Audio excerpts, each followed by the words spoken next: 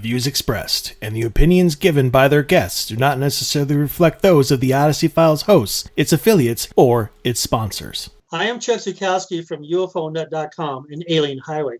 I thought I was the only UFO nut until I met Mike and Dave with the Odyssey Files. They're a lot crazier than I am. Oh! Kim, what are you doing? Well, I'm telling Mike and Dave it's time to get on the show. Oh, well, the Odyssey Files starts now.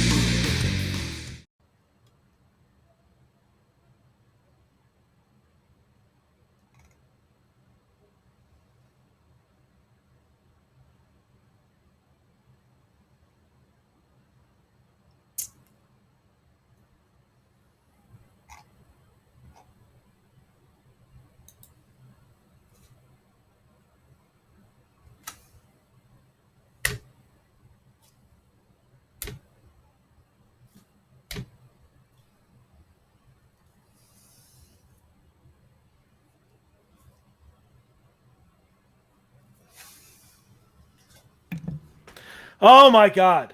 Okay, sorry about that. That was 100% on me. Can you hear me now? Yeah, the only message we're going to have from our audience is going to be, where the heck are they? No. Well, you could have said something. Well, I didn't know if we were having some major technical glitch. I mean, I got on 10 minutes before the show and everything seemed fine. Nope. All of a sudden, I'm like, nope. What the hell's going on? The only technical glitch was me. Why did you mute your mic before getting stuck in the back room? I did it while we were in the back room because they can't hear you in the back room though. No, but they can hear me on the radio. See, gotcha. We're not only in the video, we're doing the audio too. Gotcha. So now that we've had this whole fiasco, let's start over. Woo! Let's take two. Monday, take two. So here we go. Good evening, paranormal community. It is now 7:03. Welcome to the show. Yeah. Which means you're obviously listening to the Odyssey Files, and only I could be the host, and with me is Dave. Here I am, as usual. I blew all my wattage with the muted intro, so right. I would agree. Whoops. So usually I turn it on, and but while the music is still playing, and nope, completely spaced. It's a Monday for you. It happens. It's been a busy Monday. So, things happen weird on Mondays for us. And over the last 4 years, we've always had weird shit happen on Mondays. We even talked about like not doing the show on Mondays anymore at one point, just because we were like, Mondays always seems to have weird shit happen. We were going to do a different day, and then it just never kind of came about. Then all of a sudden, we would have weird Wednesdays. Exactly. Or terrible Thursdays, and yeah. Right. So, but almost all of our bad luck came from Skype. And it did. Since the wonderful Elizabeth has swooped in and saved us from needing to use that awful program, here we are. And now it's just our fault. Well, mine in this instance. Right. I was here just waiting. I got that. That's why I'm like, why don't you say something? And well, I was because you do the intro every single episode. So what the hell would I do? Hey, I'm going to be Mike tonight, and I'm going to do the intro. No. You know what? One of these upcoming episodes, it's exactly what we're going to do. Yeah, that's fine. I just need to know ahead of time. Because the one time I did the intro, you were like, Dave, why don't you take it? And I was like, hey, what? So if I know ahead of time, I'm perfect. That'd be perfectly fine. I understand. Well, I am a giver of equal opportunity. So Well, I do the first, 150, then you do one, and then I'll do the Right. next 150, and Right, it's equal. Exactly. So, It all works out in the end, right? so our like 2-minute snafu, we will make up for that because we have a great show on tap for you guys tonight. We do. So not only do we have another set of Reddit stories for us to respond to and in some cases destroy. We also have a great guest coming in for our second hour. He's an actor, stuntman, paranormal investigator. Rick McCallum is going to be with us, and I talked to him briefly this afternoon, and just with like that 5-minute conversation, I'm so looking forward to tonight. So I'm looking forward to it because it's somebody who like in a has a background that we've never really interviewed on the show before. You know, like a Hollywood stuntman, and maybe like Jesus was close, and we had him on not that long ago. But I mean, Rick's is deeper. Plus, and I don't want to give it away. Plus, there's other like phenomenal things about him that we're going to let him talk about. So, well, it's not like he lives in a world of secrecy. So, like I don't want to give it away. We're going to let him talk about it. Well, of course we are. Right. I mean, that's just out of respect. That's how we roll, Dave. That's right. I don't want to give away the guy's, all of his background, and then when he comes on, he's just like, "Oh, hi, yeah." There's nothing to talk about. That has never happened and never will. Probably not. So anyway, we got a great round of stories for you tonight, and I think since we always don't get all of them, I think maybe we should just jump right in. We should, and I only put 5 in there instead of 6 this week, so hopefully we'll get to all 5. Well, we'll see. Some of these I know are going to be extended conversations. They will be. Yeah. So, all right. So jumping in story number 1. My son just freaked me the F out. So here's what this person writes. Driving home from the sitters tonight, my 4-year-old son described to me in every detail of the day he was born to a T. I've never talked to him about that, and he even mentioned he was in a different world before here, and that there are 2 of him, but he got sent here to me, and his other self stayed there. He remembers everyone that was there the day he was born at the hospital and can remember me talking to him while he was in my belly. Anytime I say belly, I just have to do it as fat bastard. I don't know. I was just going to say that sounded just like fat bastard. Yeah. Get in my belly. Yeah. While he was in my belly. So anyway, anyone else ever have this happen? Now, I don't know if you want me to just go straight into the responses because you can give your opinion. Yeah, I threw them in there just because. The first one only because there's an actual medical condition for what is happening here. And then, but yeah, give your answer and then we can talk about the responses. Gotcha. Well, I mean, I do know that this has happened. I mean, there are people, it is a rare condition. I think a lot of those people probably get, I don't want to say diagnosed, but, kind of, I guess, diagnosed with an eidetic memory where they're able to recall every moment of their entire life, right. With crystal clear detail. They're in their 60s and you ask them about the day they got their driver's license and they could tell you the weather and where they were and what they had for lunch. And yep. Exactly. So, I know that there are people who are born with just the ability to remember everything. And I consider myself to have a pretty good memory, but even I'm not I'm 5 years old and above. If it's before kindergarten, I have no clue. I look at photos and I see myself smiling in them and I'm like, yeah, I was cute. And that's it. I was adorable. I might add. That's a good memory. Yeah. Well, I don't remember it at all. Photograph helps. Photograph tells me that this was so. Right. But yeah, so I mean, there's nothing. I don't think there's anything paranormal about it. I mean, yeah, it's crazy to all of a sudden have your 4-year-old start telling you, about what you were singing to him while you were still in the womb. But there are kids that, and I think this is even part of one of the responses is like kids and whatnot talking about being on the Titanic. They're giving these details of these other lives, Right. and yeah, I mean it's crazy, it's weird, it's startling. I think I shouldn't even say it's weird. It's not weird. It's startling that to have somebody that young retain that much memory, but there's nothing paranormal about it. Well, I would disagree because, as we know, the word paranormal means anything that's not normal.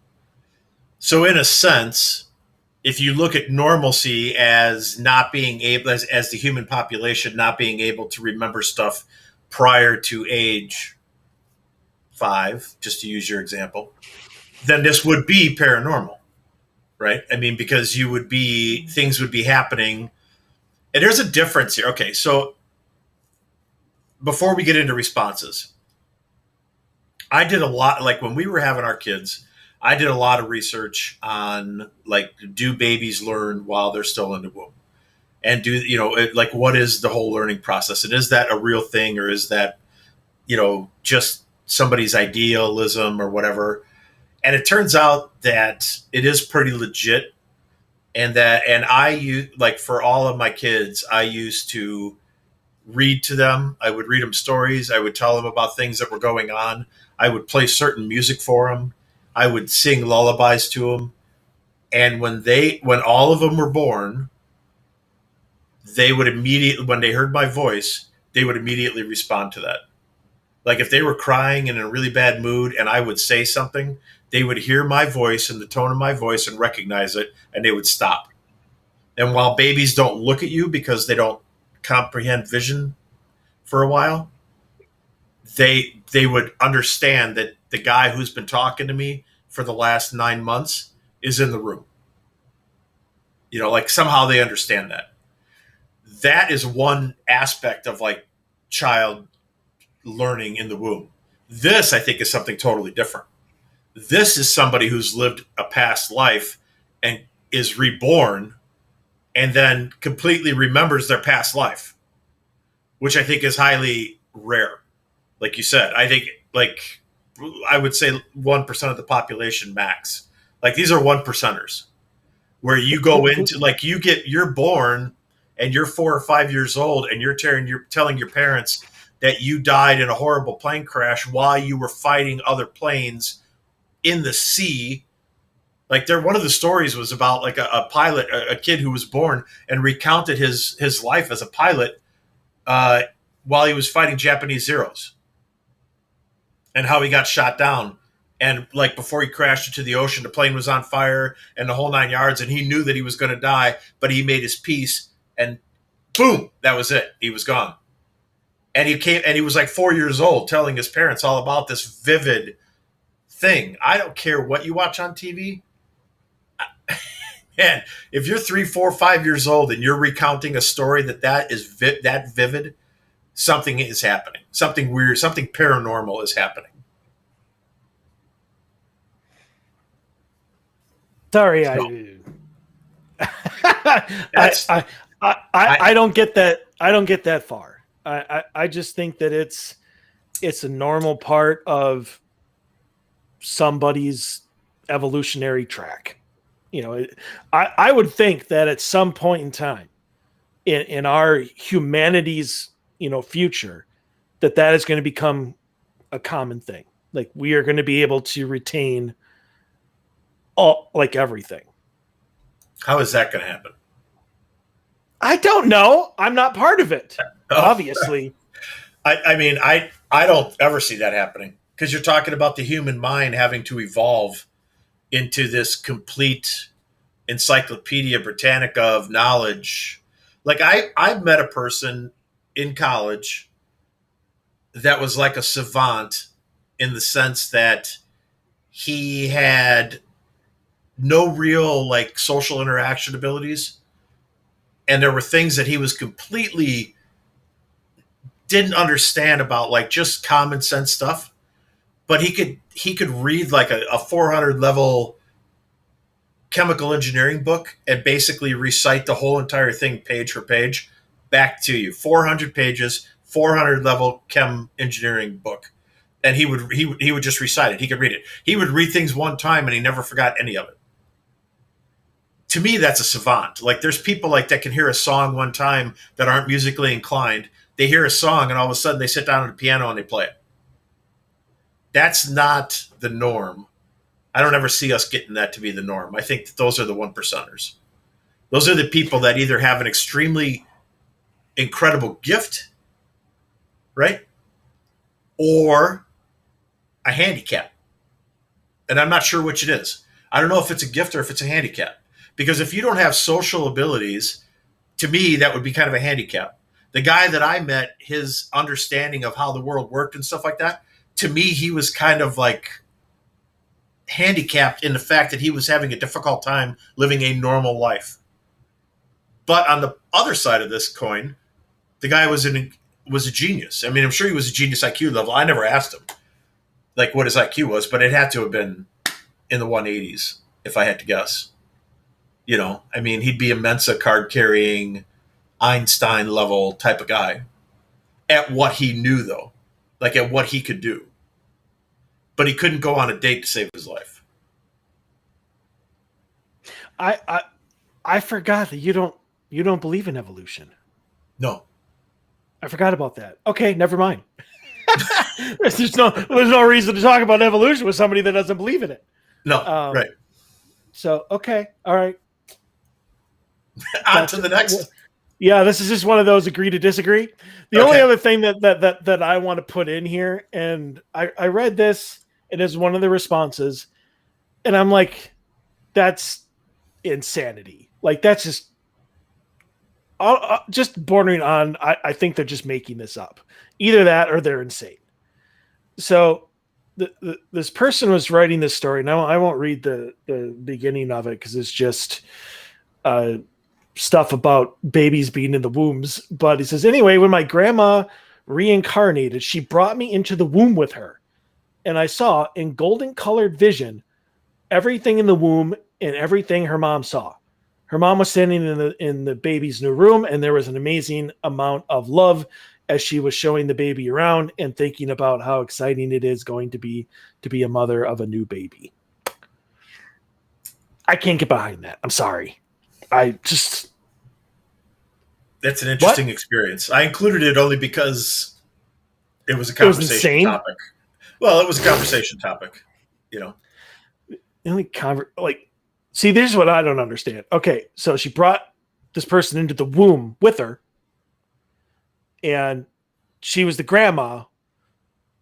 So if the grandma's in the womb, then how can this other person who's the granddaughter or grandson be in the womb? Like, it's the timeline just don't fit. That's all I'm saying.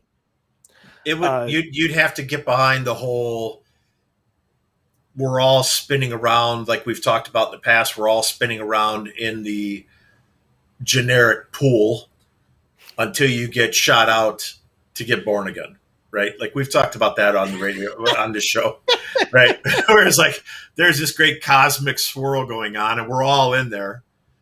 And then when it's your time, or I don't know how it gets determined, obviously, but when it's your time or when conditions are right for you or the vibration or the signal or whatever the reason is, you get shot out and you get reborn.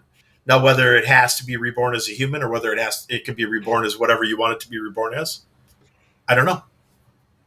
You could get born as a tree. I don't want to come back as a tree because it'd be just my luck. I'd be just growing happily living in the forest and some asshole would come cut me down, you know, when I'm like 4 years old. You know, oh yeah, we take this one down. It's in my way for my view of my cabin I'm going to build here. That'd be my luck. If I'm going to come back as a tree, I would like to come back as a Christmas tree. So you're that getting I cut could down bring for sure, though. Right. Well, I understand my life will be short. Right. And then you're getting burned afterwards. Well, either that or I'll just die and throw it on the curb. So yeah, I was going to say, you get tossed on the curb and they throw you into the recycling truck. Right. So all I'm saying is that at least for the short amount of time that I'm alive, right, just think of all the joy and happiness that I'm bringing to a family or a home that I am providing to a local squirrel. So, or a nest of birds, right? And if I come back as a tree, I want to come back as a redwood, California redwood.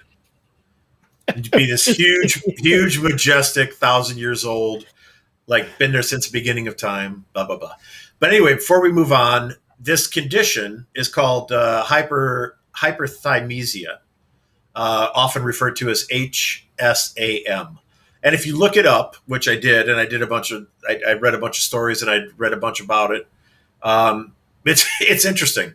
It's very interesting. So it is a real condition that they have a name, that the medical community has a name for. And if you type in HSAM, you will be directed to a bunch of links that you can learn more about it. Very interesting. I thought it was interesting. So, all right. Anything else on this one? Nope. I did very quickly. It was a great joke, and then I got caught up in being a Christmas tree, and it went away. Oh, okay. I remember now. All right. Well, I was just going to say that your description of us in soul form much amused me. Because I saw you laugh. Yeah, everybody saw you laugh. Right. Well, they should, because we're on video now. So right, exactly. Right. So, I mean, I just envisioned like the DMV and souls are coming in and they're taking a ticket, now reincarnating number 5. That would be purgatory. The DMV would be purgatory. Hopefully it's a little bit nicer than that. Maybe. We'll see. but then it's your turn and you just kind of go get into a cannon and they pull the string and poof, there your soul goes back to out you go. I don't know why I just saw Beetlejuice when you were saying that. And they're like, now serving number 453,000, Yeah, whatever. Exactly. Yeah. So, all right. So moving on. I'm just going to say this the way it should be said, although it is funny. It says, gosh, questions from a skeptic. I'll just say it. I'll read it as it is, and at the end it's funny. So gosh questions from a skeptic. So it says, howdy, paranormal believers, skeptic here. I've always to ask about ghosts and how they work. And although I don't believe in them, but that doesn't mean I'm not open to one day believing in them if science discovers proof of them. Anyway, so this is odd to ask, but why do ghosts haunt things and places? Why aren't there more ghosts? Are there a lot of dead people? There are a lot of dead people in the ground. How come there aren't more ghosts everywhere? Wouldn't a place like the catacombs of Paris be terribly haunted? And why are so many ghosts evil or aggressive? If they died, I'd expect them to be kind. I'd expect them to kind of come to terms with it by then. These questions are genuine questions I've had for a long time, so I don't know if it's in some way rude to ask them. Sorry if I have indeed disturbed the subreddit with my barrage of phantasmal inquiries. Edit, I wrote ghost wrong. Oh my God. And also, yes, I've experienced, and this is the clincher right here, and this is the only reason that this question made it to our show. And this is from a person who's a skeptic. And also, yes, I've experienced something myself, specifically an exorcism on a friend. Okay, so let that sink in for a second. All right. So this is like the bad movie night of questions. Like it's just so bad it's funny. Yeah, that's why I put it in there. Right, honestly. The reason it got in there, like I said, is because it's the whole I'm a skeptic. What the hell's going on? I don't believe in any of this crap because science hasn't been able to prove it. But by the way, I did experience an exorcism on a friend personally. But, that was just that. I mean, that has nothing to do with ghosts or the paranormal, that's just an exorcism. I mean, hasn't everybody been to an exorcism on a good friend where you you just show up and your friend's getting demons pulled out of them by a Catholic priest or an exorcist? Yeah, this to me is the same as a person being like, I don't believe in fire, but I did see a guy burn to death once. Yeah, and I've got 3 burns on my left arm from when I Yeah, exactly. When I pulled the pizza out of the oven and it fell over and it landed on my arm, pizza cheese first, and I got 3 third-degree burns on my arm that are permanent scars. But fire, I mean, what the hell's that? Something cooked the pizza. I don't know what cooked the pizza. It was some kind of heat, but I don't know. So, but anyway, okay. So let's dive into this one because this is going to be a fun one. There is a lot to unpack here. There is a lot to unpack. So is this odd to ask? First of all, yes, it's extremely odd to ask. Why do ghosts haunt places and things?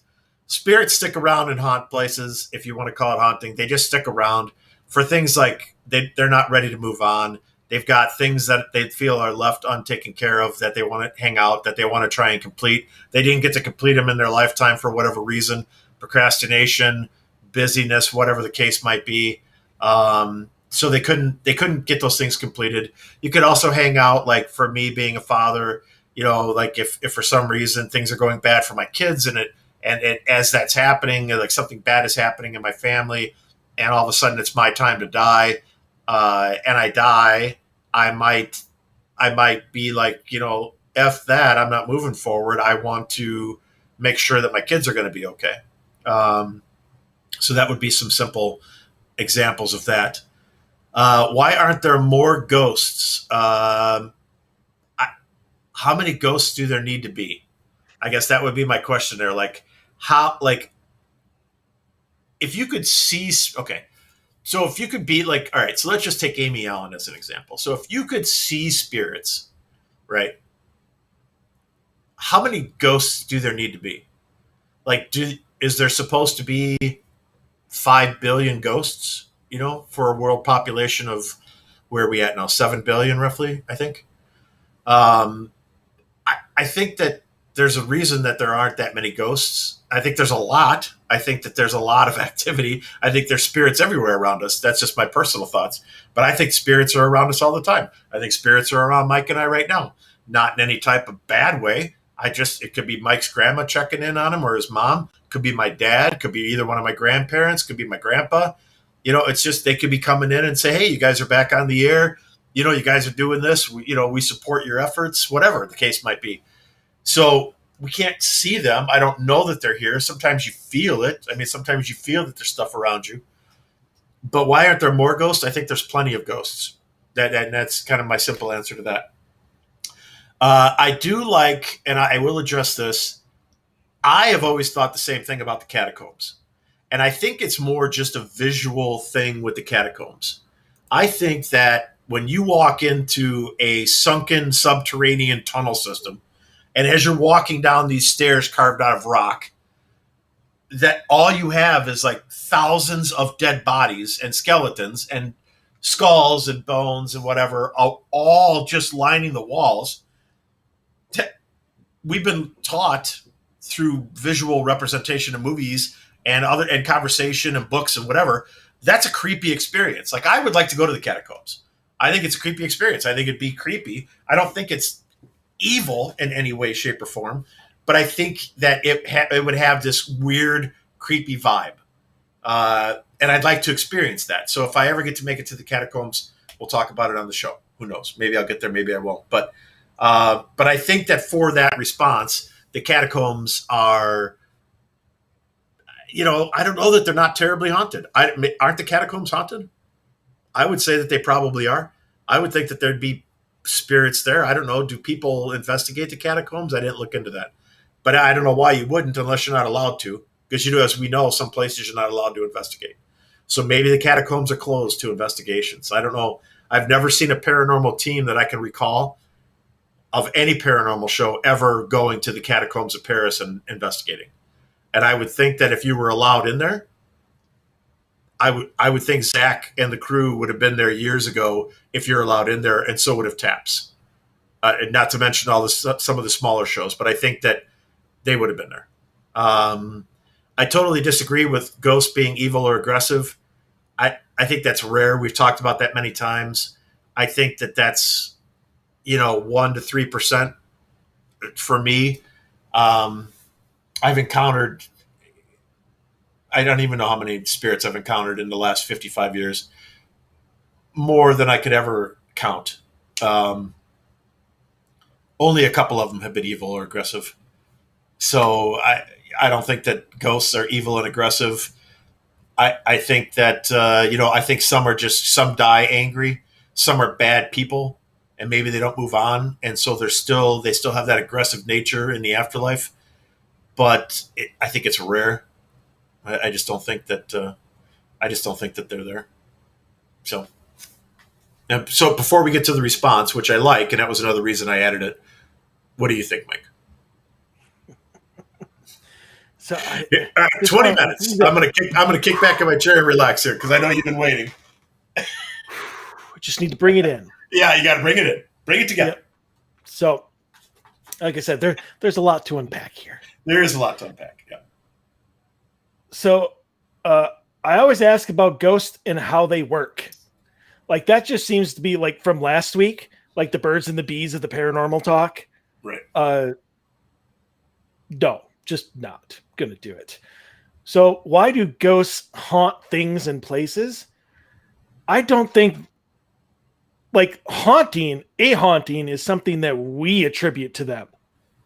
Right. If a former homeowner goes back to his house to live his afterlife, or whether he knows he's dead or not, to him, he's not going to be like, I'm haunting my house. It's I'm living in my house. Right. We come in and be like, your house is haunted. That's something the living attribute to the dead, not the dead attribute to themselves. So why aren't there more ghosts? I agree with you, Dave. I think they're all around us. They're walking down the streets. They're doing whatever. Yeah. I've known a couple like really, really, really talented mediums, like to the point where they could see the dead as if they were normal living people. And like they can't drive anymore because they can't tell the difference between a living person and a dead person. So if you have a dead person walking across the street, sure, you can drive right through them. Nobody did. But if you mistake that for a living person, you just committed murder. Right. So, I mean, they're not even allowed. I never thought of that. That's a really valid point, though. I never thought of that. But that, but how effed up would that make your life? Very, right? I mean, now we're going back to the 1%ers, where like you have this gift or this curse, however you want to, there's two totally separate thought patterns on that. But yeah, no, I never thought of that. That's a really interesting perspective. So, I mean, why aren't there more? They are. Just because we can't see or interact with them or even know if they're there doesn't mean that they're not there. No, they're there. And I'm just going to leave it at that. I mean, it's like, why aren't there more ghosts? Like, how could there be a dumber question asked beyond how do they work? So there are a lot of dead people in the ground. Yeah, there are. Yeah. And there's a lot of people that are living that aren't in the ground. How come there aren't more ghosts everywhere? Well, there are. Yes, the catacombs is haunted. Terribly haunted. I would think so. I mean, wouldn't you agree? Have you ever seen a team go into the catacombs? I mean, wouldn't you agree? Like, I think it's closed. Like, that'd be like investigating the Vatican, right? Like, nobody's ever got to go into the Vatican, and I'm sure the Vatican is haunted as hell. I think the catacombs, if they weren't investigated, they were like psychically walked through, and I think that was a most haunted episode. Like, way back in the David Okora days. Well, that's really going back. Yeah. Way back. I mean, we're talking, I think, like pre-Ghost Hunters. Well, you could take somebody like Chris, our friend Chris Fleming, and put a GoPro on him and have him walk through the catacombs. But that's not really, and then giving his thoughts as he's walking through there and whatever. And you've got it recorded, audio and video. But that's not, to me, that's not what I mean by investigating. I mean, like, legitimately I know, investigating. Right. No, like I know. Setting up equipment and camera system. Right, but you had said you didn't think a team had gone in. I think if there's one team, I think it was way back when the Most Haunted team was Most Haunted crew or whatever, even though they're still around, like way back in the days. Right. I could have sworn that I think they did. They don't even really investigate though. They just set up cameras and then scream a lot. So I mean, they're way better now than they were back then. I will give you that. Oh my God. So, but anyway, and why are so many ghosts evil or aggressive? Again, that's something that we label them. And it's rare. Well, right. And I think it's the reason why everybody labels them that. It's because that's all anybody sees. Nobody sees the case of the nice old grandma. Right. Because they don't want to watch it. Therefore, the TV will not put it on the air. Right. Only these negative spirits and these negative encounters make it on TV because that's what sells. But then that in turn makes everybody believe that every spirit is evil. And it is so not. In fact, they will probably be unveiled at Vegas. But I have a new T-shirt design for my Odyssey Paranormal Society team, and on the back it literally says it's not a demon. That's it. That's all I have to say as a team member. It's not a demon. Yeah, it's not get a over demon. It. Right. So yeah.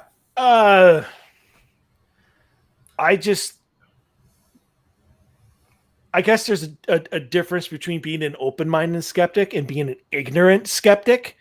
And this person just seems to be more of an ignorant skeptic. Like he just has no idea what anything is going on.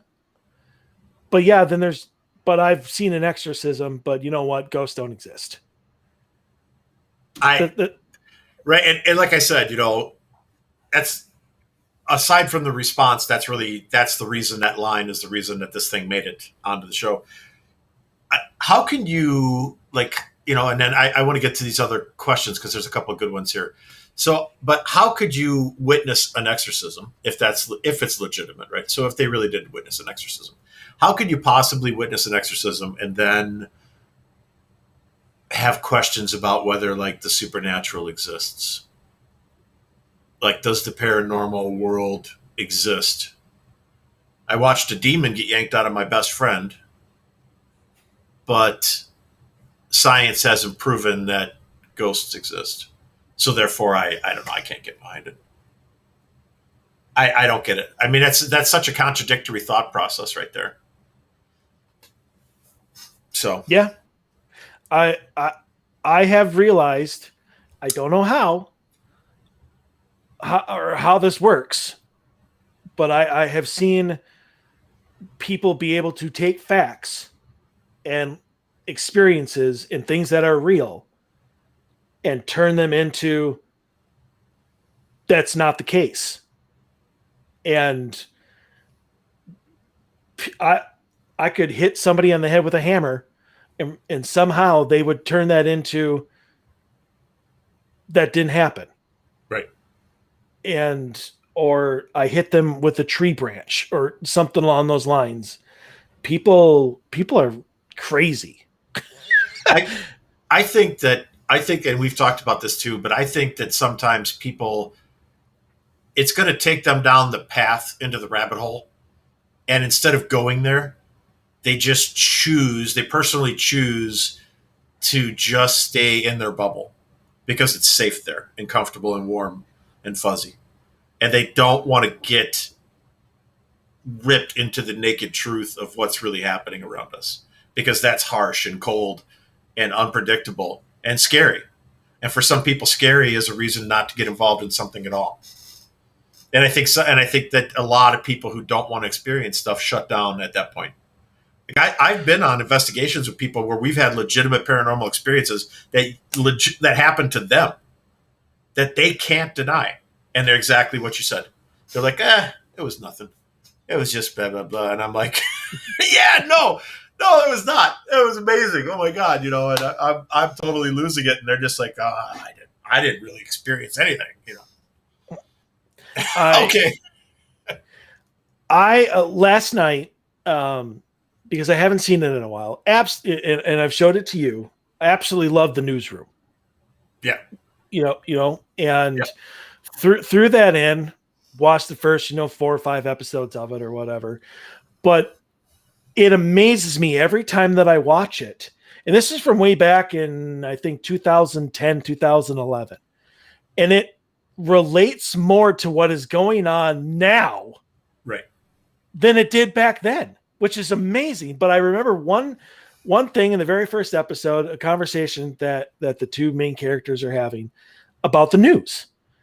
And one of them says, people choose the news that they want to watch. And the other one comes back and goes, people choose the facts that they want. Right. And I think that's the long and the short of it. People believe whatever they want to believe, whether it makes sense or not. If this guy wants to continue living his life, believing there's no paranormal, there's no ghosts, there's no whatever, even though he has seen it, and he's going to completely ignore that fact. Right. He's still going to live in his bubble. And he's going to continue to choose. Yeah. It's safe and warm. And you can't do anything to help those people. No. Unfortunately. So yeah, but that's okay. Because we need the healthy skeptics to offset the people who that are really deeply entrenched in the paranormal that understand that there's a lot of weird shit happening that we don't have any explanation for. And then what we don't need, though, is we don't need the cynics. We could just throw all the cynics under the bus or in front of the train and get rid of them, right? Because then I think if we got rid of the cynics, we would have a more cohesive, we'd be a lot closer to where we need to be if we could get rid of those people. The trolls that just have nothing better to do with their lives, that just want to always destroy something. They just always want to destroy something. They want to blow something up because that's just what they do. That's why they were put on the planet Earth, is to just make other people's lives miserable or just whatever, dissuade them or just be combative about ideas, whatever. So anyway, let's move on because this next one's good. I don't even know we're going to get to 5. So this next one sucks. No, it's good in a certain sense. I don't want to give it away. Right. So I'll give you that. So you already lost me at just the title. Uh-huh. I know you. I got scratched by a demonic entity. The first thing that came to mind is, no, you didn't. Yep. No, you didn't. And I don't even have to read it. So, okay, here we go.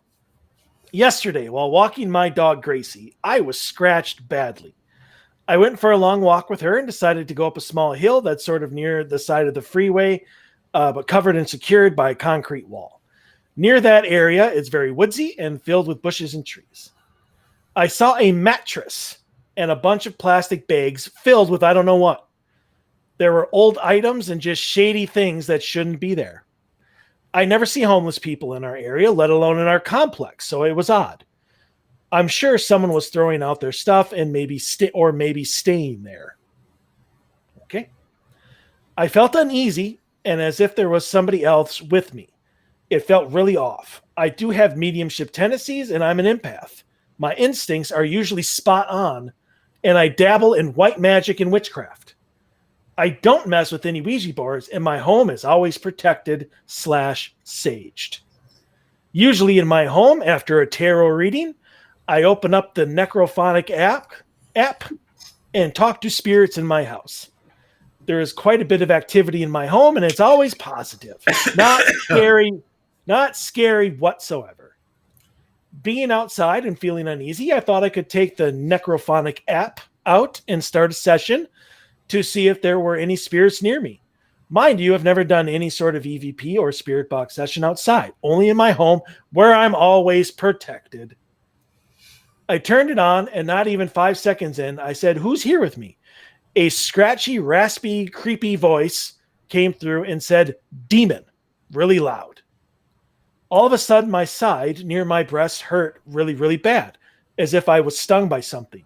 I was jumping around, moving my shirt to get what I thought was a bug biting off my skin.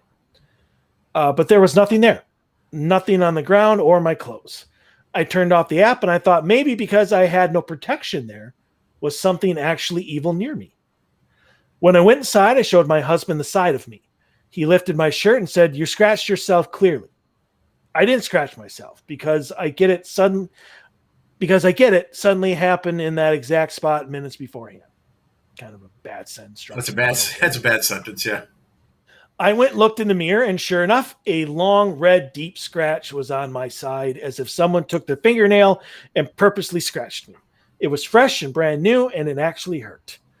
I've never had that happen in my home since I'm always protected. Just being outside of my home and having a spirit session without protection was potentially a very dangerous situation. I know not to play with fire, and I feel really uneasy about what happened. It was truly scary and so real that I'm contemplating not even having a spirit box session in my home for a while. Nope. Oh, okay. I changed the word because I think that's what she meant. Okay. All right. So you threw "not" in there. So I was just going to say. Well, right, because it seems like she's not going to have that. Like that, she doesn't want to have one, right? Right. Gotcha. Even though I'm protected in my house, something so evil and demonic could somehow make its way into my safe space, specifically when I'm vulnerable. Okay. Woo! You made it through that pretty good. I'm going to zen this. I need to zen. I need to harness my chi here. This lady makes me want to beat a baby seal. I'm sorry. It just makes me want to club a baby seal. Okay. Like that's Mike. That's Mike talking, not Dave. By the way. And I don't want to beat a baby seal, but something's got to be done. Right. I don't want you to beat a baby seal either, but you're right. Something has to be done. Okay. First of all, if you have to continually watch it 4 different times, I am always protected in my home. No, you're not. You don't know what the F you're doing. 6 or 7 times at least, she said it. Yeah. It's Kevin McCallister. Like, yeah, I just need a scream. Exactly. So, she doesn't want to play with fire, but she has mediumship tendencies. She deals in white magic, witchcraft. She's an empath, and she does the necrophonic whatever app in her home all the time. But no, I don't want to play with fire. I honestly think that this woman is either completely crazy or she's just lying and making this whole thing up, because either that or like Mr. Skeptic is just an idiot and doesn't really know what the F she's doing. And, especially since you're like, my home is always protected. It's not protected when you keep inviting spirits in. Mm-hmm. I mean, and the fact that she goes outside and she's like, you know what? Why don't I do that here in front of this mattress with a bunch of shady shit, and somebody might be staying there. What? And why? My question there is, why would you do that? You don't want to play with fire, but you're going to open up an app outside in a location where something out of the ordinary. I'm not going to say it's creepy. Who the hell knows? Maybe a homeless person did show up. I mean, people are homeless. That's part of our existence in the world. It's not just the United States. It's everywhere, regretfully, that people are homeless. But why the hell would you feel the need to turn on your paranormal app on your phone if you felt uncomfortable? I don't know. That's an asinine move right there. That's just an asinine move. Especially when she has mediumship abilities and is an empath. Maybe she should have used some of those gifts to be like, you know what? Maybe I shouldn't be turning on that app.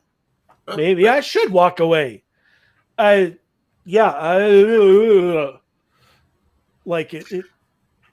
you're a medium and an empath and you're a white witch and you dabble in witchcraft, there's 4 things, right?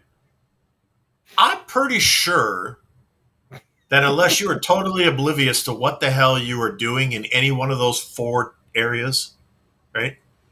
That you can safely walk down the street and have yourself somewhat shielded and protected. 100% protected? Who knows, right? I mean, I don't know. Who knows? But protected enough that a couple of garbage bags with who knows what's in them and an old mattress isn't going to turn into a demonic rape, right?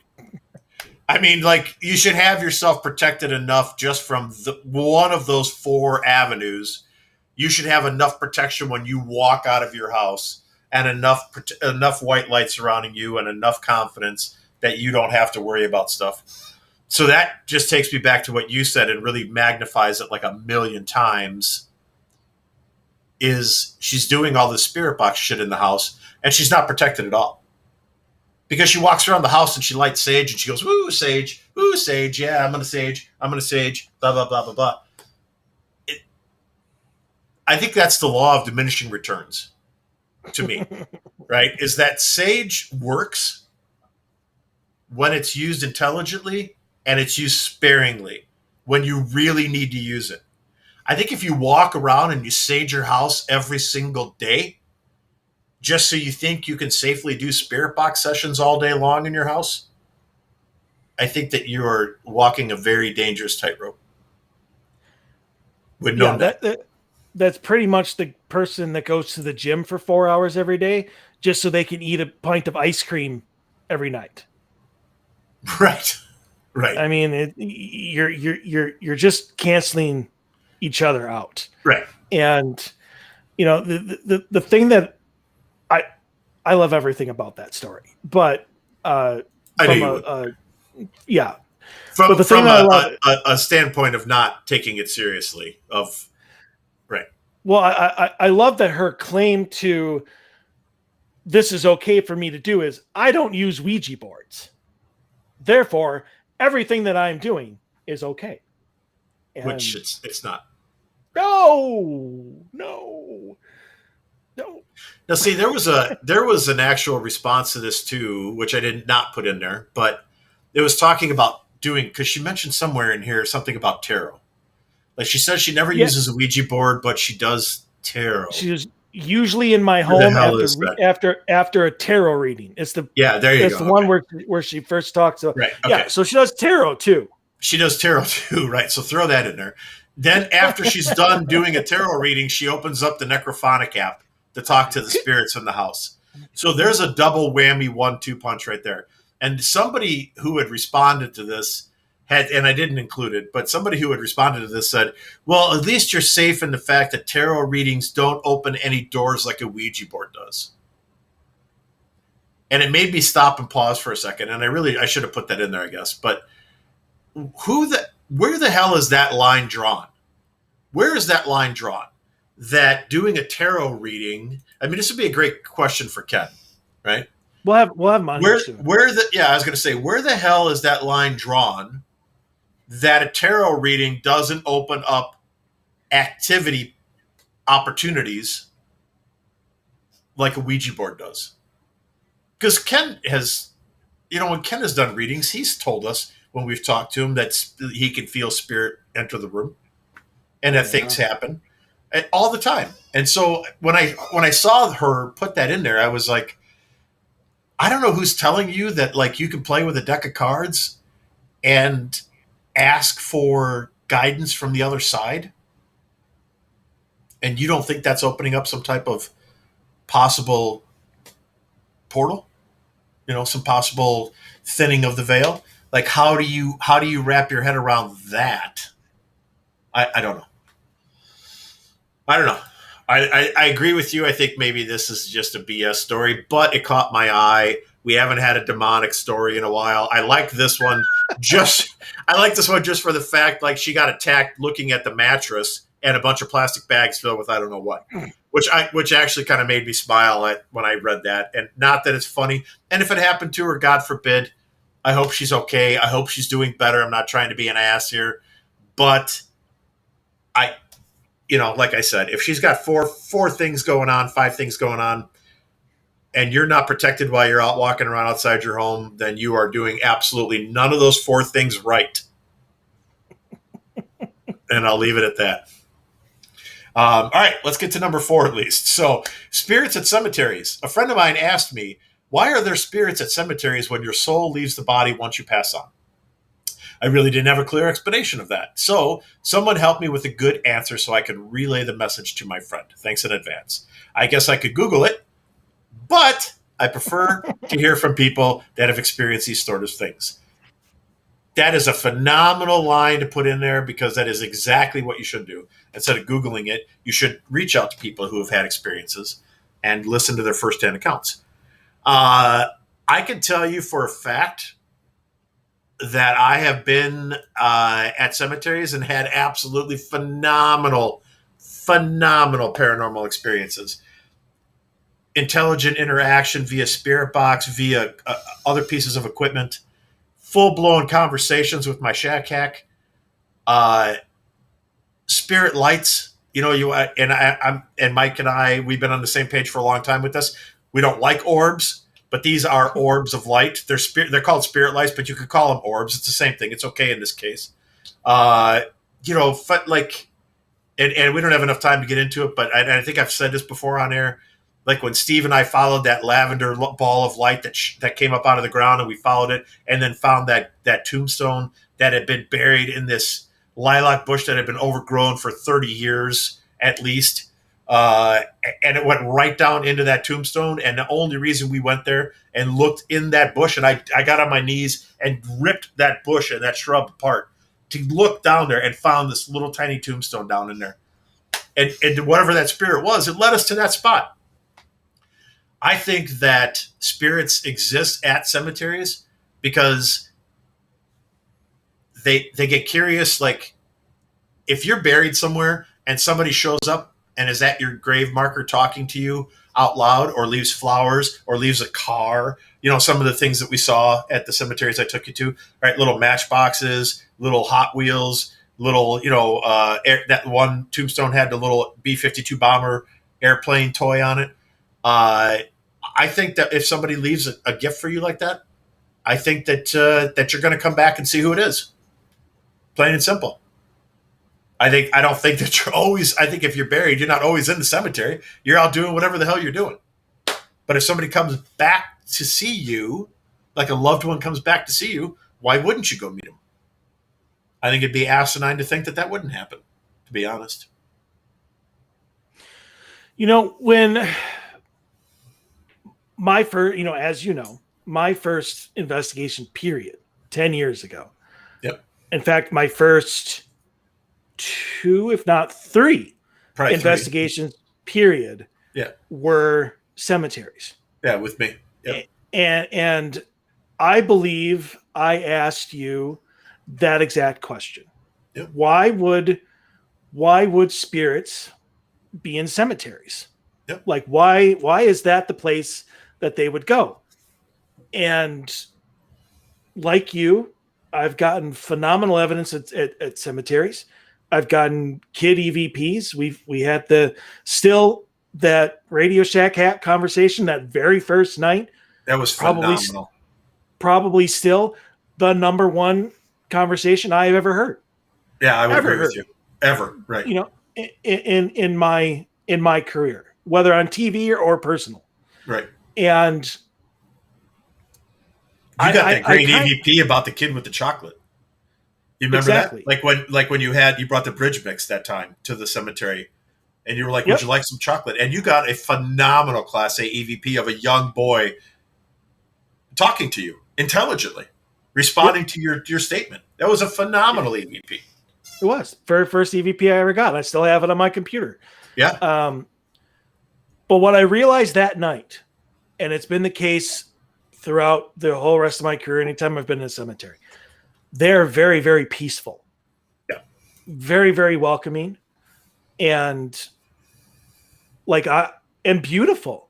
I mean, a well taken care of cemetery is fresh mowed grass. There's flowers everywhere. There's flags. There's decorations. There's love. There is. And I would not be against if I was, a dead person or whatever. If I was a spirit, I would not be against a stroll through a cemetery at some point in time. You might know somebody, right? I mean, I never thought of this until you just said that. But what if you had a best friend who was buried at a certain cemetery and you just wanted to walk by and say hi to him, right? Like even if they weren't there, you just wanted to go pay your respects, even though you were on the other side. You just wanted to go up to their grave marker and say, you know what, buddy?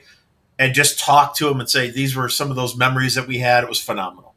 I really appreciate what we shared together in life. You know? Yep. Cemeteries to me are very peaceful. There's nothing scary about them. I've never been in a scary cemetery. No, neither have I. But all right. Always vibe. Always good vibe. That is our 4 stories for tonight. But that's it. Right. But that said, and we always try and say this, and I just want to throw this in there quick. Don't trespass in a cemetery to get a thrill. Oh, yeah. Yeah. Right? Because then don't trespass anywhere. Right. Well, right. Exactly. But since we're talking specific, right, and Mike's 100% right. Don't trespass anywhere to get an investigation or a thrill. But certainly, like if a cemetery closes at dusk, please be respectful or get permission if you want to go, like, have an experience. Do it the right way. Don't just show up and think that you deserve to be there. You know, that's not right. And that's not who we are, and it puts a black eye on the whole entire paranormal community. Yes, it does. So that does it for stories for this week.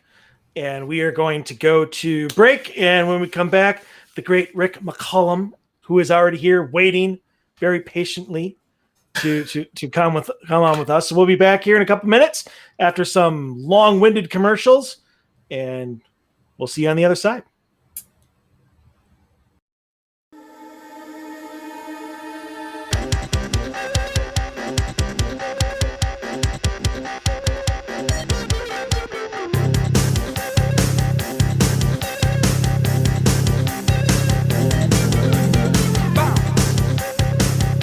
Hi, Tom Bodette. If you can hear me, then you have an internet connection, which means you can do cool things online, like listen to streaming radio, obviously, or watch a video of a monkey washing a cat. Let your freak flag fly. Or you can book a room at a great price at Motel6.com. Isn't the internet wonderful? Everything you want right at your fingertips, and whoa, did not need to see that. I'm Tom Bodette for Motel 6, and we'll leave the light on for you. Unexpected reactions to smart financial decisions brought to you by feedthepig.org. Well, I finally did it. My student loan is totally paid off. I can't believe it. I can't believe it either. I paid more than the minimum each month, and soon enough, it was gone. So you're just giving up? Giving up on what? The life of luxury. Egyptian cotton, caviar Thursdays, designer everything. What are you talking about? Our plan. What happened to winning the lottery and mastering the art of the perfect mimosa? Hosting galas, wearing enough jewelry to require a bodyguard, vacationing in the French Riviera, and then buying it. I just thought maybe it was time to prepare for my future. You know, set some financial goals, make some smart investments, open a 401k. Financial goals? Investments? A 401k? You are horrifying right now. Listen, if winning the lottery were easy, everyone would do it. When it comes to financial stability, don't get left behind. Get tools and tips for saving at feedthepig.org. This message brought to you by the American Institute of CPAs and the Ad Council. Northern Tool and Equipment. So me and the boys head out to tailgate today and find some other fans in our spot. Well, it happens. Cheering for the wrong team. Oh, this is war. Even worse, they've got this couch set up and everything. A couch? Yeah, it's sectional. All right, first thing, don't ever use the word sectional again. Done. Second, I want you to grab a 4,700-pound tow chain with J-hook and grab hammer. Throw that on the back of your truck. Got it. Now you're going to Hail Mary the J-hook over the end of that couch. Time to find a better spot for your new friends. That should do it. There's no problem a little horsepower can't solve. Northern Tool and Equipment. Taking a family of 5 to the amusement park can cost a small fortune. Oh, yeah. So to save some money, we thought, hey, let's bring the amusement park to us. Yeah. Go ahead. All right. Step right up, young man. Are you ready to ride the Wacky Waterfall? That's just the bathtub with the shower head running. Nope, it's the Wacky Waterfall. It's the shower, Dad. Waterfall. Wacky. There's an easier way to save. To get a free rate quote, go to geico.com. Then buy online, over the phone, or at your local Geico office. Green light. Hey, girl. School zone. I'm getting hungry. Car changing lanes. You want to meet me for pizza? Stop sign. Intersection clear. Yeah, street. Pizza sounds good. Ballin Street? Girlin Street! It's hard to concentrate on 2 things at once. like texting and driving. Stop the text, stop the wrecks. How will you stop texting and driving? Tell us at stoptextstopwrecks.org. Brought to you by the National Highway Traffic Safety Administration and the Ad Council.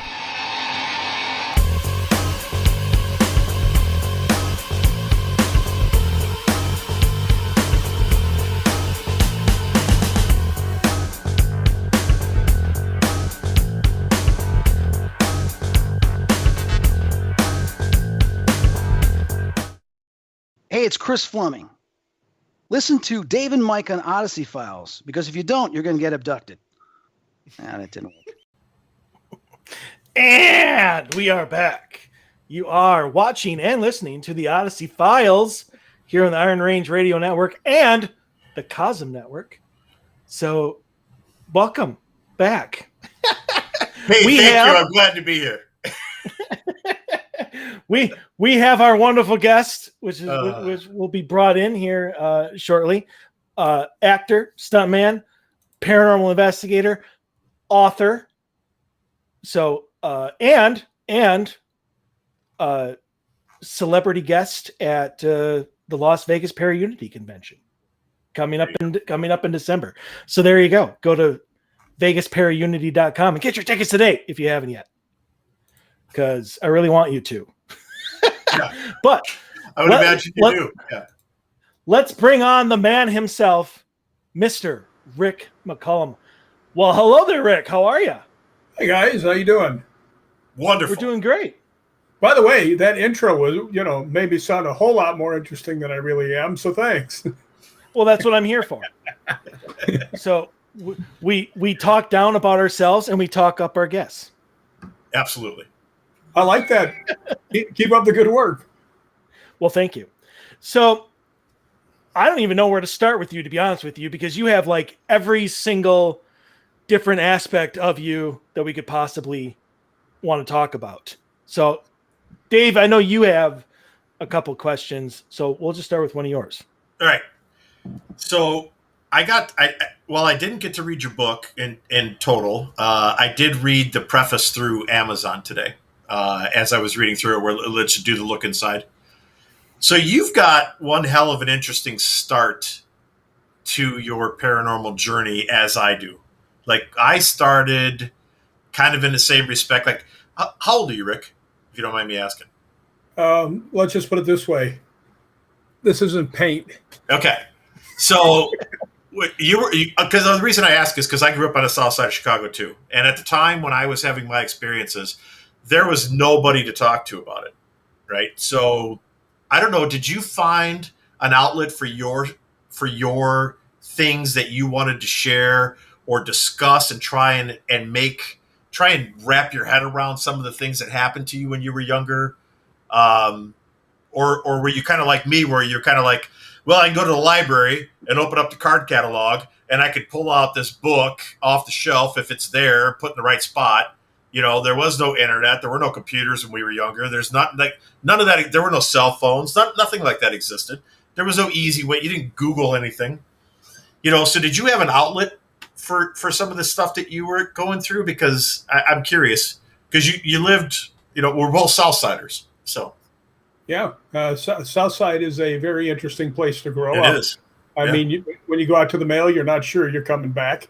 Well, that's one aspect of it. Yeah. Fortunately, I had a very big family. I had a billion cousins and everything else. We all lived pretty much in the same house or right nearby.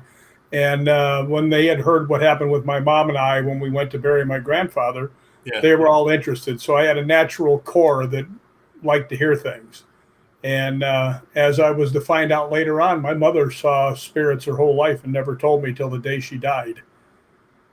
I read that, something about the Native American guy, right? Like the chief or that would come in and and she said it was just somebody checking in on her, making sure she was okay type of thing. Yeah, she would sit in a recliner and look down the way, because you could see the whole house all the way to the back door. And she would see him standing at the back door, just looking in the house, looking towards her. And finally, she just told me one day, she goes, "Oh, my Indian's back." And I looked at her, "What?" And she goes, "My Indian, he's been coming, as long as we've owned the house." I said, "Why didn't you ever tell me this?" She goes, "He's not here to do me any harm. He's just checking up on me." And then she turned around and looked at me and she goes, I've seen ghosts my whole life. Never told me. So I don't know if she was trying to steer me a different direction, but yeah, it was really interesting when she said that. And where, like, did that deviate your path when she said that, or did that just make you want to dive in deeper? No, it explained a lot of stuff. It really did. And I'll give you, for instance, this is in the book too. My room was roughly the size of a closet, very small closet. My grandmother and mother slept in the other room. And one night I had a dream that I saw somebody aim a .45. I saw a gun come like into frame right towards my mother. And man, I just, I jolted awake. I was like, holy crap, what a horrible nightmare. And then my mother screamed. And I took off running, and I ran into the room, and I opened the door, and she's sitting up. My grandma's sitting up. I said, what's the matter? She goes, I had a dream someone was going to shoot me with a .45. So there was kind of a, cross connection between me and my mom and my dad, actually, as well. So since she never told you, until she was way later in life, do you think that any of the experiences that you had growing up, like that dream, was brought on because she seems to have the gifts of bringing in spirits? Yeah, it very well could have. I mean, I also had other things happen. I had, which is also in the book, a thing where I felt somebody looking down at me sleeping. I mean, I would wake up and instantly know somebody's there. You know how your danger signals go off? And I didn't want to move because if somebody's in my little tiny bedroom in the middle of the night, they're not there to say hello, right? So I just hold real still, hope that they would go out, and then I could do something. Well, then it would just stop. And it happened for like 2 weeks. It just over and over and over. And finally, my father, who I'd been on the outs with for a long time, called me up, said, hey, come on down and visit me in Dallas. We need to talk some stuff over. So I grabbed a friend of mine, and we drove from Chicago down to Dallas. And when I got down there, he says, I felt so bad about this stuff. I've been looking in on you. And I have to preface this a little bit. My mother, when she was going to a flea market, asked me if I wanted anything. I said, can you get me a pillow? Because I got really long arms and I need something to hold on to, right? Well, she bought me a red satin pillow, a round satin pillow, a small one. I'm like, do I look like a red satin pillow to you guys? Right? But no. it turned out being a pretty good huggy pillow, But my dad says, I've been looking in on you for the last couple of weeks. He says, I'll look down and watch you sleeping. And I told my friend the story, and he looks over and we didn't say a word. And my dad has never been to my house. And like I said, we've been on the outs. We hadn't even been talking. So I said to him, I said, what's my bedroom look like? And he says, your bedroom is so small that I think you could probably touch all four walls from inside your bed, which was true. It was that small. And he says, I said, anything else? And he goes, yeah. He says, it's really strange. You have this round red satin pillow on your bed. And I mean, I just went, oh, geez. So my mother and my father both had some sort of, I don't know if you'd say ability or things that happened to them, So I think I don't think I ever had a chance of not being a ghost hunter, just to tell you the truth. Yeah, I would say you were born into it, right? Yeah. I mean, you've got it. You're getting it from both sides, which is unique, I think, because usually, if you get like a person who's really a sensitive and medium, and you get another person who's really like a sensitive and medium, I would think that they would clash.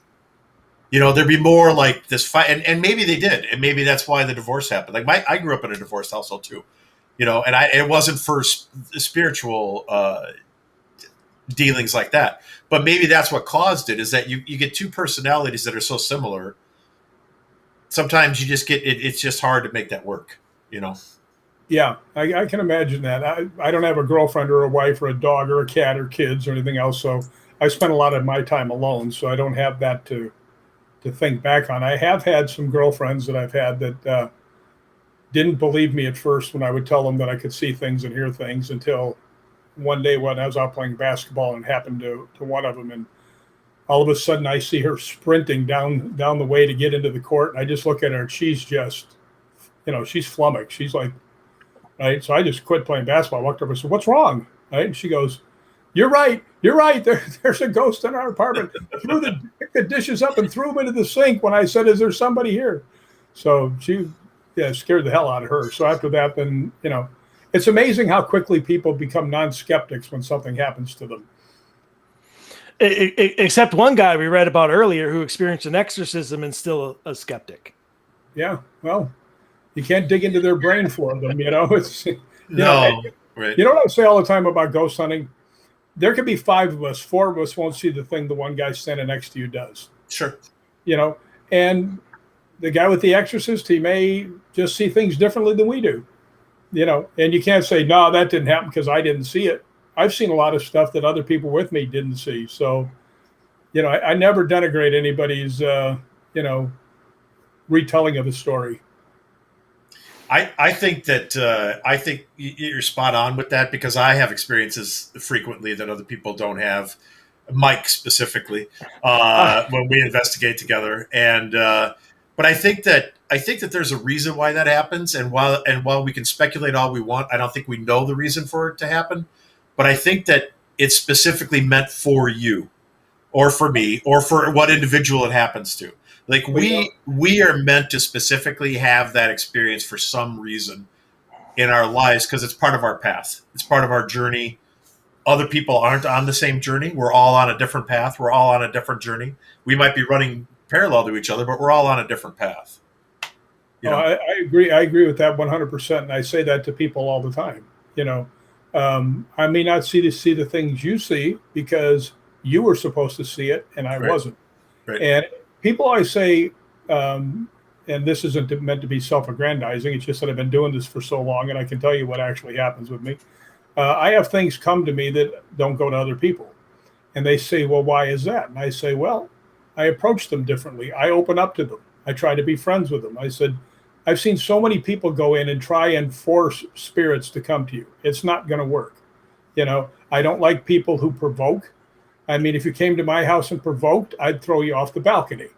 Okay? I mean, why shouldn't they? Right?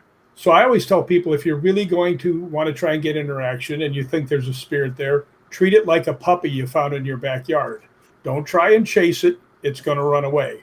Let it come to you. Talk nicely to it. Let it come up and, check you out. And then that's when you'll start to see things happening.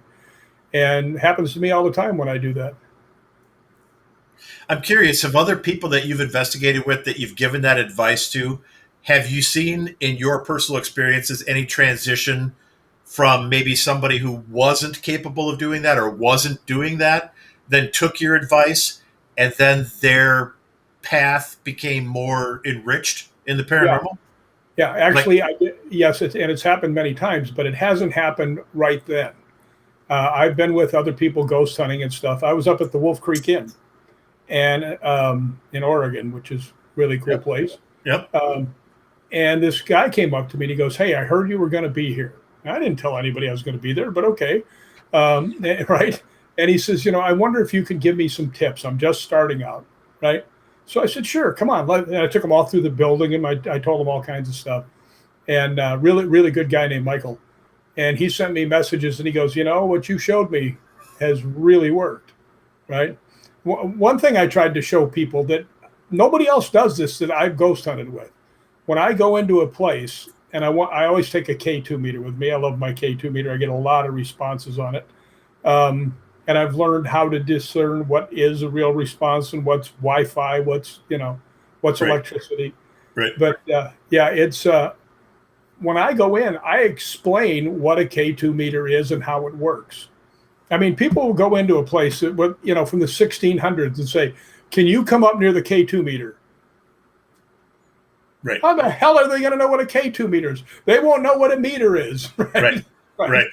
What I usually say is I usually turn it on. I let the lights flash, when you first do it. I said, if you come close enough to this, it will light up. It won't hurt you. And I'll say, look, and I'll put it up against my face. I said, see, I wouldn't do that to this pretty face if I thought I was going to make it. It wasn't going to hurt it any. So I try and get a rapport with the spirit. And then I say, yeah, if you come up close, it'll light up and you can answer yes that way to my questions. If it's a no, just stay back. And then I'll say, do you understand? Right. I did one in Scotland. I go to Scotland a lot, wearing my Scottish hat today. I go with the guys from Scottish Paranormal, who are as fine a ghost hunters as you'll ever see. And they took me into a place called the West Weenus Caves. It's right on the North Sea, and it's, we went in there, and I had my K2 meter, and one guy goes, "Hey, mate, that never works in here. It's in a cave and everything else." I said, "Oh, okay." So I explained it. I said, "Well, here's what I usually do." And I explained it. I said, "What is the name of the girl that's usually here that you guys see?" And they said, "Mary Sibald." I said, "Mary Sibald, are you here?" 5 lights. And they all went, "Ah!" Right? I said, "Explain what you're doing." I've seen so many things, and I'll give you a quick, for instance, on this. When we did the Ghost Adventures show with Kane and R.A. and myself, for those people out there who don't know, I founded the Hollywood Ghost Hunters. Kane Hodder, the guy who plays Jason Voorhees, co-founded it. R.A. played Leatherface. Usually when we go in, the ghosts are afraid of us. But we went back there. It was the Pico House is where they had a big race riot between the Chinese, the Mexican nationals, and the Anglos, because the Chinese Tong had killed the Irish cop on the beat. So the Mexican nationals and the Anglos attacked the Tong, and 19 people got killed right outside. Well, I was invited back, and I was down there in the basement where I'd gotten incredible K2 stuff the time before. Nothing at all, right? So then I thought to myself, I turned around and I looked, I said, "Does anybody here speak Spanish?" And this girl goes, "I do." I said, 10 seconds after I asked the question, would you ask it in Spanish? As soon as we started doing that, all the answers started coming in on what she was asking. So that's just a hot tip. If there's somebody, a place where they speak more than one language, if you have somebody that can do that, it might help. So go ahead. Go ahead, Dave. Oh, I was going to say. Go ahead. Go ahead. So that brings up an interesting question that I would like your opinion on, because it's something that I've posed to my team recently, and that is like the language barrier when people pass over, because there have been a bunch of instances where they've been in a German location or a Spanish location or a French location, but they've asked questions in English and have gotten answers in English. But then there's places like where you were, where English means nothing, and once you start speaking the native language, all of a sudden you start getting the answers. I mean, do you think that that's like the universal, where you just understand what all the languages are, is something that needs to be learned? Or like, what's your opinion on how that actually works? Well, my guess would be that you might be running across more spirits than just one that spoke German. But I don't think they speak universal languages, because just the thing I just told you about the Pico House just said they don't, because otherwise they would have answered my question, because it was the exact same question asked in Spanish. So no, I don't think they're multilingual, unless they were multilingual when they were here, which is possible. Have you ever done that at a different location? Have you ever taken that theory to the next step? Where you've not just at the Pico House, but you've actually taken your theory to different locations and gotten similar responses that backs up what you're saying. Well, actually, it happened probably in the last month. I was up at the David Oman House. Are you guys familiar with that? No, that one I'm not. The David Oman House is right next door to where the Manson family killed Sharon Tate and everybody. Oh, yeah. All right. Yes. And his house has been on every ghost hunting show and everything else. And I've been up there many times, and every time I've gone there, I've gotten some pretty interesting things. But we had a ghost hunt where there were a lot of guests, and we were sitting there. Not a lot was going on. And frankly, when there's a lot of people, you generally don't get a lot. Mm-hmm. But we were sitting there, and, I was asking questions. We weren't getting anything. And finally I said, this area where we were was Indian, American Indians, and Mexican nationals for a long time. So I asked this one guy, I said, "Does anybody here that speaks Spanish?" He goes, "I do." I said, "Could you ask him some questions and see what happens?" And as soon as he started asking, it started answering.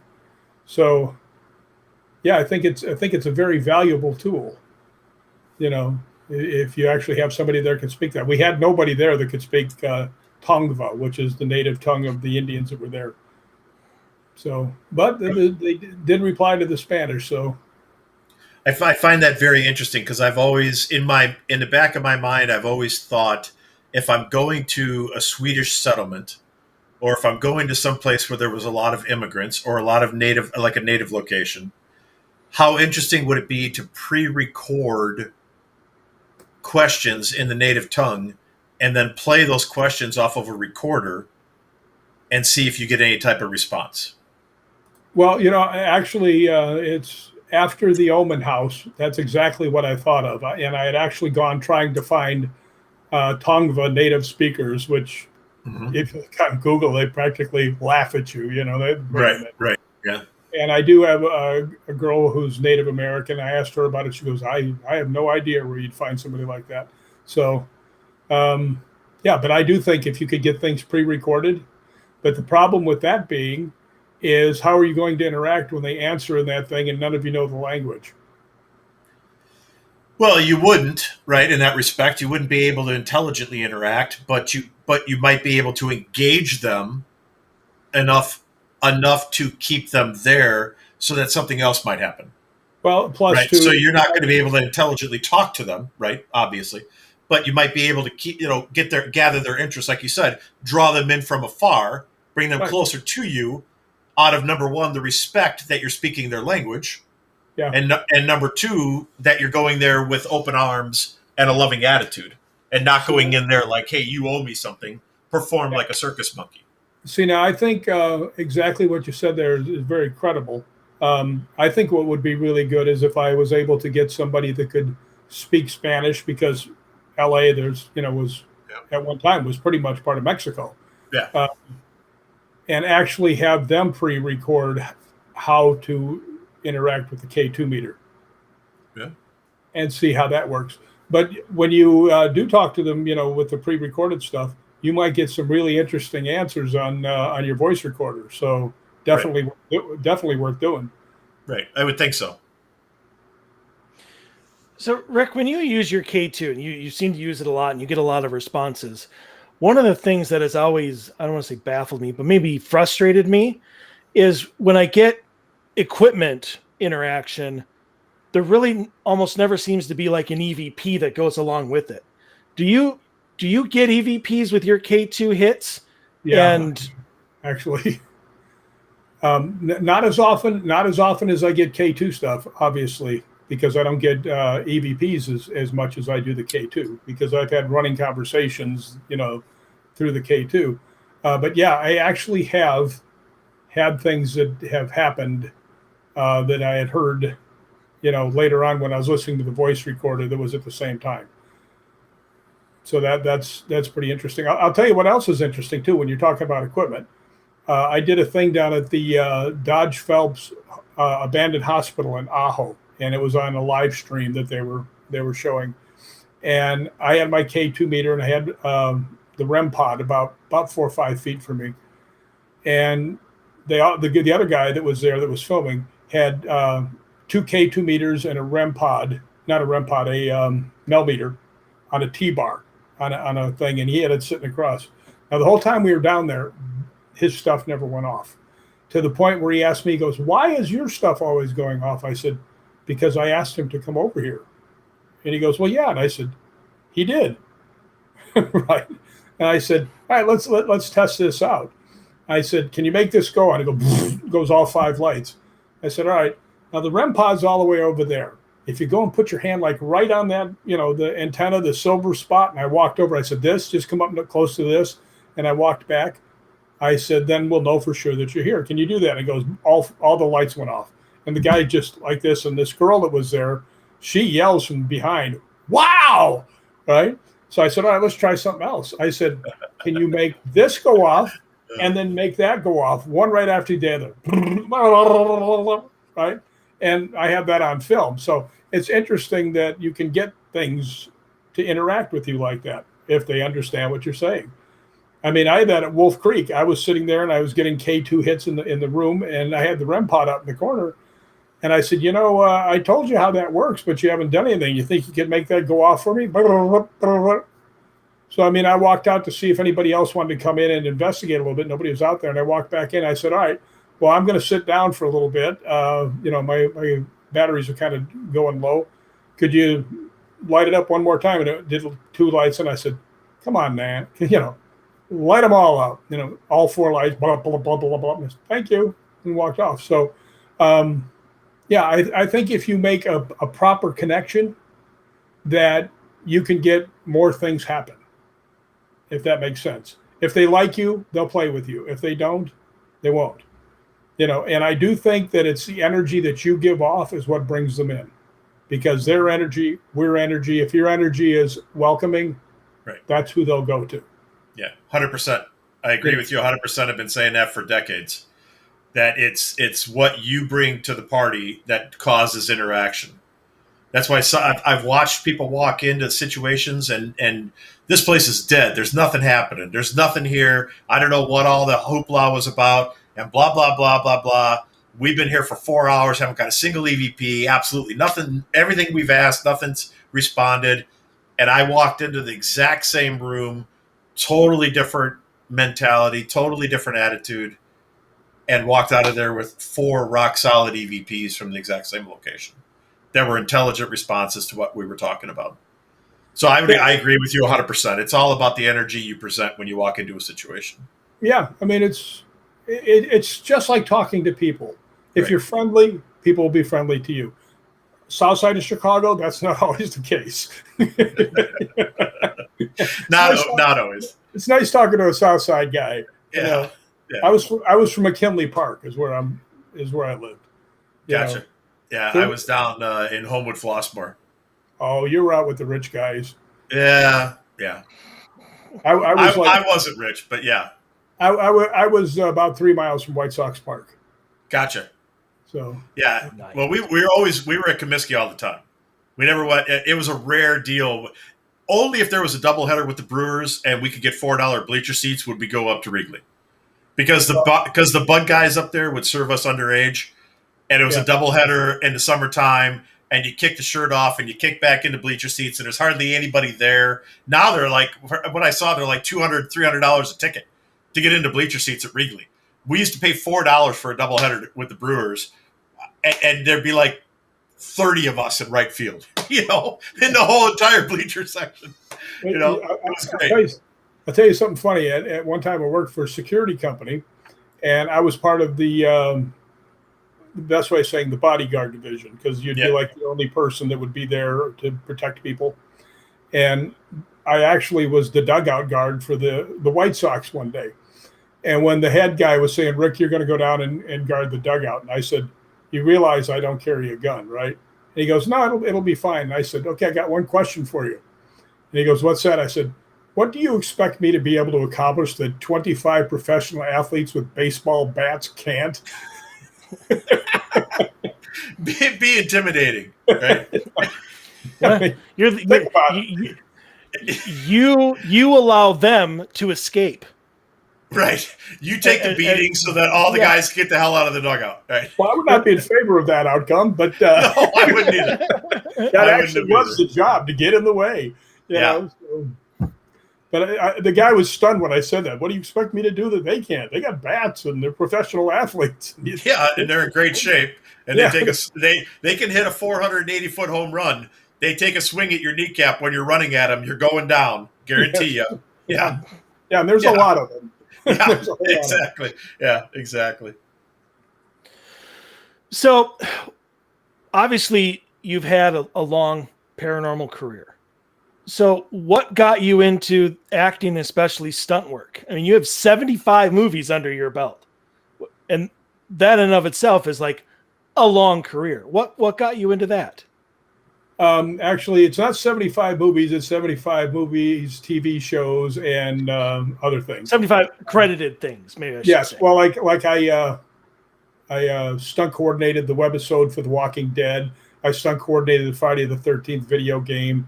Things like that. And, they're still part of the whole entertainment thing. So actually I'm up to 83 things now, but, nice. But what got me into that, my dad always tells me, and this is in the book too. By the way, if you want to read the book, it's called Ghosts Believe in Me. And the reason I put that as twofold is because the same thing I've been saying, they'll come to you if you're nice. But I was on a radio show, and the guy was really snarky. I mean, I did not like this guy for a bit, right? And he says to me, right off the bat, I'm supposed to be on for 2 hours. He goes, "Do you really believe in ghosts?" And wow. I was like, you do not do this with a guy from the South Side, right? No. This is not going to go well. We're doing this right away, man. Yeah, we're going ahead. Where's the bat when you need it? Yeah, no. So I just told him, my answer was, he goes, "So you don't really believe in ghosts, do you?" I said, "No." That's all I said. Right? I figured, all right, you want to play? Now what you got? Right? And he goes, "Really?" And I said, "Yeah, ghosts believe in me." Right? And people who were watching, I was getting all this stuff on Facebook and stuff like that. So I figured, we're going to write a book. I might as well title it that. But it almost sounds like a Chuck Norris joke. Yeah. Actually, the first movie I ever did was with Chuck Norris. Nice. Lone Wolf McQuade, right? Yeah, Lone Wolf McQuade. That's where I met Kane Hodder. Yeah. We've been friends ever since, 40 years roughly. Yeah, when I met Kane, I was 5, he was 3. For you people out there that are trying to do math real quick. We were stunt babies. It was, but now see, I went off on a tangent. I just kind of turned right when I should have stayed straight, and I don't know where I was going. What was your question? What got you into being a stuntman? Yeah. My dad and mom took me to a John Wayne movie when I was a kid, and there was a scene where the wagon goes off a cliff and into the water. Well, we had a split level house in our house, which meant the stairs were inside the house, right? And my dad and mom were watching TV later that night. And my dad says, "I see you in your little fire truck." I was maybe 3, and I'm just flying around the corner, and he sees me heading right for the stairs. And he gets up and he says, "I almost got you." He says, "All I saw was you fly completely, clear the stairs and go face first into the landing." And as it says in the book, for that I received 2 black eyes. Yeah. Right. Yeah. So my dad always told me, he says, "I already knew what you were going to do when you were 3." And he was right. Ever since then, I was like, yeah, I'll try that. Why not? It's kind of funny. I don't know how I didn't grow up to be a stuntman, because when I was 4, I was at my grandma's house on my tricycle, and I was cranking loops around in her house. And the door to the basement was open, and it was a half a flight of stairs and then a turn and then a half a flight of stairs to the basement. And I thought something came into my mind, and I said, I can make that jump. And I took and beeline through the kitchen, hit that first flight of stairs, hit the landing. Somehow I didn't die at that moment. I hung a hard right somehow. I don't know how I did it. There should have been video cameras there, because it would have been amazing. Hung a hard right and actually made the second flight of stairs, and then hit the sewer pipe head first, and ended up in the hospital with 17 stitches. Well, David, that explains a lot. yeah, I got the scar. I got the scars to prove it. But yeah, that's funny that you say that you did the daring dive down the stairs in your fire truck, because I did mine on a tricycle. Yeah. Yeah. Nice face plant. That's a South Side thing right there. That's like, maybe everybody from the South Side just does stupid, like, we just do stuff to prove that we can do it. But just think about this. I'm older than you are. Yeah. Back when I was around, we didn't have anything to play with. We had a football. If your friends weren't around, you had nothing to do. So, we didn't have internet and all that. We had 3 TV stations that went off at 10 o'clock at night, Didn't have a TV in my bedroom. Nobody I knew did, Nope. So you had to come up with some stuff, going down the stairs, every once in a while might have some allure to you. Yeah, I mean, those were great days. We played kick the can, goes to the graveyard. When the street lights came on, it was time to come home. We didn't wear watches. We knew, right? Parents said, when the street lights come on, it's time to be home. When the street lights came on, we'd be home. One of the times my mother agreed with me, and my mother was really nice, but I was same thing. Be home by the time the street lights come on. Yep. And we'd be playing basketball, like 3-4 blocks away. Yep. And finally I told her, I said, "Ma, can we just change this up a little bit? Can I be home 15 minutes after the street lights come on, so I know when it's time for me to come home?" And she just looked at me for a minute or two and goes, "All right. That makes sense. I said, that makes sense. Because the time the lights come on, I know it's time for me to come home. I'm already late. Right. So that makes sense. Okay, we'll do that. Yeah. Thankfully, my parents were never uptight about watching it like verbatim, but it was the common trend. I mean, that's how we grew up. You know, the street lights come on. It's time for you to come home. You know, make sure you get that. That was our watch. Now, I feel sad for the kids who never got a chance to play in the alley. Oh, played in the alley all the time. Street hockey. We used to we left more imprints of people on the garages than you can imagine. Yep. Full contact basketball. Oh yeah. Yeah. It was more of a football basketball mashup type of thing. Yeah. There were no fouls called. Nobody got to call a foul. So. You called a foul. You went to. You got benched. Yeah, you're out. Go sit down. You're out. Yeah, you can't play anymore. Down. Yeah. You got to go over sit with the girls. Let me just throw in there that growing up on the mean streets of Eau Claire, Wisconsin, like I did, we had touch football and riding our bikes around the block. That was pretty good. Yeah, but you want to know how I can tell you that I'm a tough guy? I grew up on the south side of Chicago, and I'm a Packer fan. Okay, as you should be. I was not the most popular kid on the block football season. No, I lost 50% of my respect for you right there. Yes. So, but you gained 50. Yeah, you gained more for me. So there you go. It evens itself out. But I will tell you, David, I was going through some old stuff that I'd gotten. I used to go down to Soldiers Field and watch the Bears practice with a couple of friends. And we used to get autographs because we were in high school and stuff. And I found one page, one small thing, that had Dick Butkus and Gale Sayers on the two on that one page. You know, if you're a Bears fan, you gotta be digging that. Absolutely, 100%. And if I could actually turn that without losing everything, right up there is my one share of Packer stock.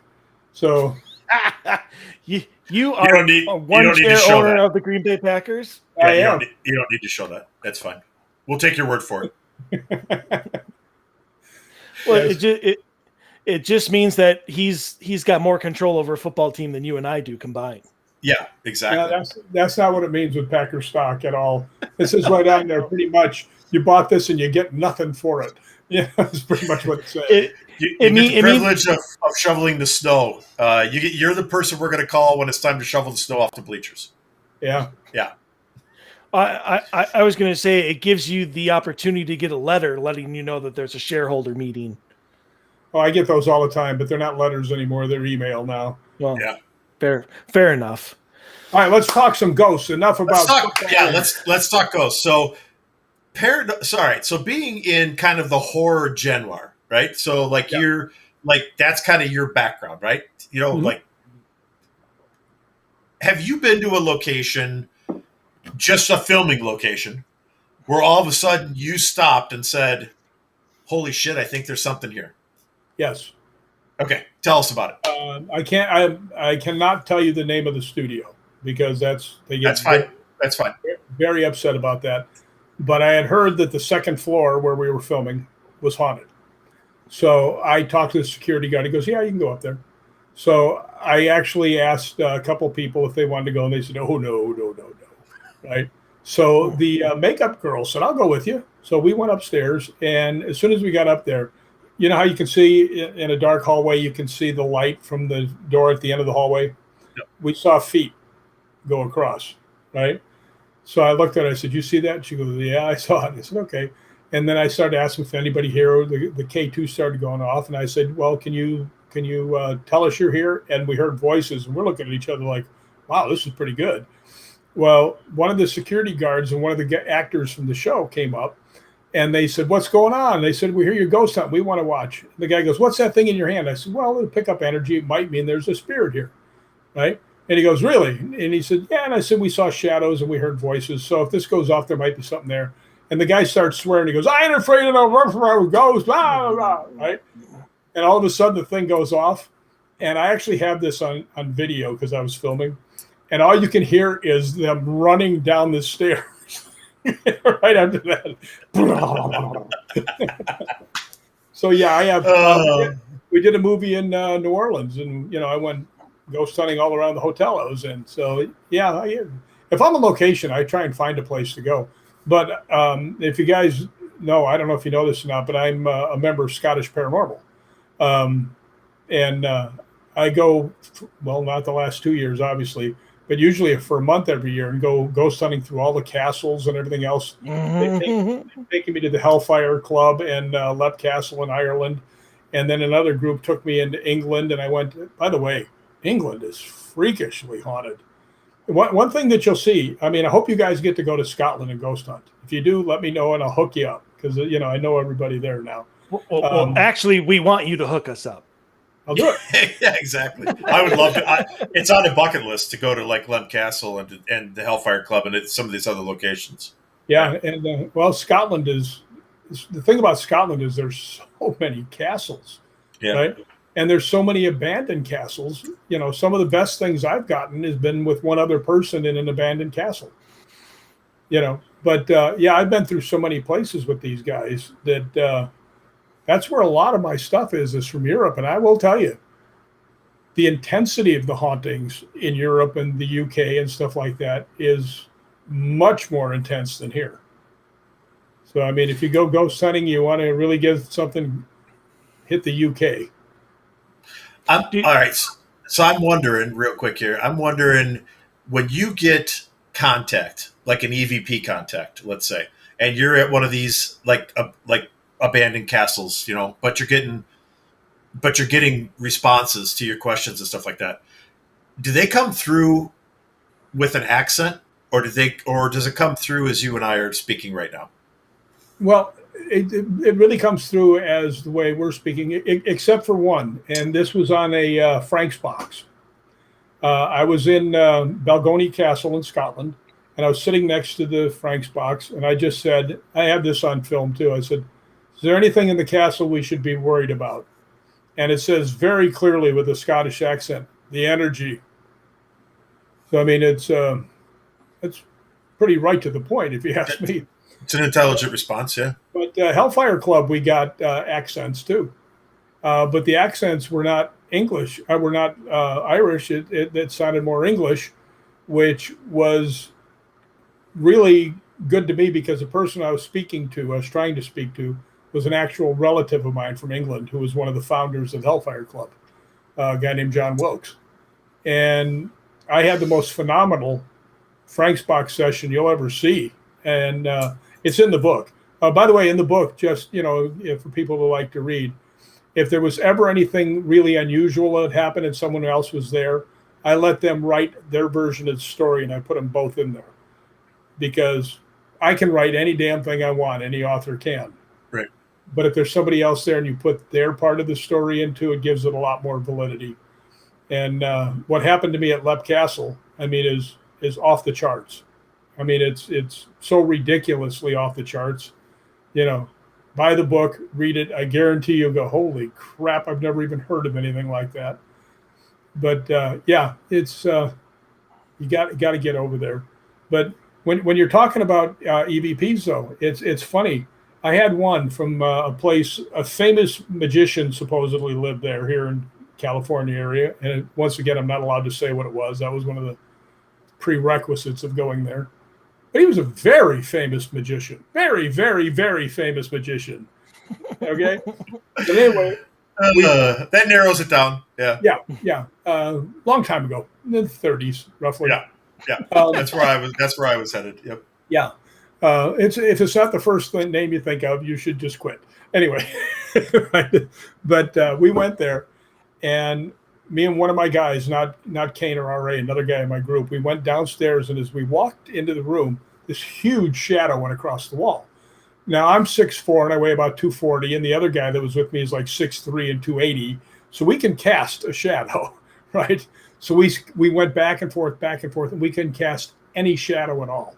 Right? So we're like, okay, that's interesting. Well, we went in there, and there was 2 beds, and I set the K2 meter and the voice recorder on the far bed, and I sat down on a futon they had, because I've been walking all day, and I'm sitting there. My guy Ed picks up the K2 meter, and he says, I'm going to get a base reading, and he walks into the bathroom. Well, later on, I go in there, and we had a really cool K2 meter session. It was going in, answering all the questions, and I'll try and trick it up, just to see if it's just false positives. Right. And I think I'm one of the very few people that can make it actually go back to one when they're talking. So no, back to one, and it'll go back. So that's you get false positives, but you're not going to get false negatives, right? Right. But anyway, yeah, I was listening. I was actually on the bridge to Roslin Castle in Scotland, right next to Roslin Chapel, about 2 a.m, with a guy named Gary Hughill, who was from Anubis Paranormal in England. And he asked me, he says, "Do you ever get any or any EVPs?" I said, "Well, here's one." And I played it for him. What it says in there is you hear Ed say, "I'm going to get a bass reading." And then it's about 3 seconds, and then you hear, "No," very pronounced, right? And he goes, "That's amazing." I said, "Yeah, no." And he goes, "No, what it says right before it." And I was like, "Huh? What?" Right? I've listened to 100 times. I haven't heard anything before. And he goes, "There's 4 words before it, mate. Listen real careful." Right? So I listened, and I could hear the cadence of the 4 words. And I said, "I can't quite hear it." He says, "Put headphones on when you get back, or really crank it up and listen." I said, "Well, what does it say?" And he told me when I got back, that's exactly what it says. And what it said, it's you hear, "Going to get a bass reading," and then you hear, "Get back here, punk." No! So, I mean, somebody was angry. Somebody wanted us out of there. And actually, it did throw us out. Because as we were asking it questions, I said, "Do you want us to leave?" And went all 5 lights. I said, "You do." And it went all 5 lights again. I said, "All right, I'll tell you what. You do it right now, all 5 lights will leave." Bam. Okay. Right. So Ed goes, "What are we going to do?" I said, "We're going to leave." Right. Mm-hmm. So we turned around and we stopped in the bedroom, because we came out of the bathroom. And we're standing there, and all of a sudden it starts lighting up again. And I went, "Are you trying to tell us to leave?" I said, "Do it again." Let's go. I got booted out of a place by a ghost. So pretty interesting. And then later on, when I heard the voice, that was really cool. What do you find? Do you think ghosts have an easier time with, equipment or EVPs? I would say it's a lot easier to go make the K2 meter go off than to actually have a EVP, because you don't get that many EVPs. At least I don't. I mean, I know some people get a lot. I'll be asking all the time. I'll get some, but I do think the K2 meter is probably the easiest one. The REM pod is the easiest, because all you have to do is get near it and make it go off. But I will tell you, the bird cage in Tombstone. Yeah, I had gone there and I had a private ghost hunt with the owner, Billy Hunley. And I'd been down in the brothel and poker room area, and I'd set up a camera. And as I was down there, I'd asked him, I said, "So, did you get killed down here?" A lot of people got shot in that place. A lot of people died in the birdcage. And I didn't hear anything. And then I said, "Did you kill somebody?" Right? Didn't hear anything. I went upstairs, and then Billy was coming down, and we walked back down. And I was just happened to be listening to that tape again. And when I got to the point of us walking down, Billy says something, and then you hear a man's voice, not us, obviously, a totally different voice, say, "I had to." So I think he was answering, "Did you kill somebody?" Yeah, delayed response kind of thing. Yeah. Yeah, I had to. Yeah. Do you take in trigger objects? I'm just curious, like in a location like that, like if you go to birdcage,